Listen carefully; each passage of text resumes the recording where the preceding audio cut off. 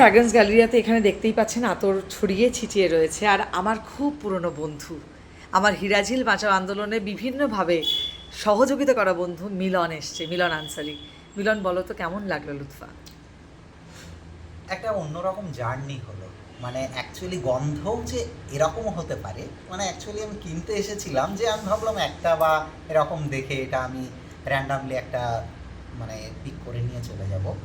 তারপরে এই যে ভেতরে এত ঢোকার পরে যে এত ভ্যারাইটি এবং এগুলো যে বিভিন্ন জিনিসকে ডিনোট করছে, সত্যি একটা অন্যরকম মানে একটা অন্যরকম এক্সপিরিয়েন্স পেলাম। তো এরপরেও আমার আসার ইচ্ছে থাকলো, আমি যখনই সময় পাবো মাঝে মাঝে আসবো এখানে।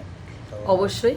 আর লুৎফা থেকে যে সমস্ত আতর বিক্রি হচ্ছে তার লাভের 50% আমাদের 5টা গ্রাম রয়েছে ঘোষবাগে দত্তক নেওয়া, সেখানে চলে যাচ্ছে। বাহ, খুব ভালো, এটা আমার খুব ভালো আর লাগলো সুগন্ধের যে জার্নিটা তো অবশ্যই চলবেই। একদম চলবে। আমি আছি, এবং আমি আছি বলতে অ্যাকচুয়ালি যখনই আমি এখানে আসবো আমার শুধু এটাই মনে হবে, এই গন্ধটাই আরেকবার করে আমাকে মনে করিয়ে দেবে। ঠিক ঠিক। যখনই আমি এই আতর মাখবো তখনই আমার মনে হবে যে ও, এটা হচ্ছে সেই সময়কার একটা এবং স্মৃতি। প্রত্যেকটা স্থাপত্যকে রিপ্রেজেন্ট করা হচ্ছে এখানে। একদম, মানে খুব থ্যাংক ভালো ইউ লাগলো। মিলন, ভালো থেকো।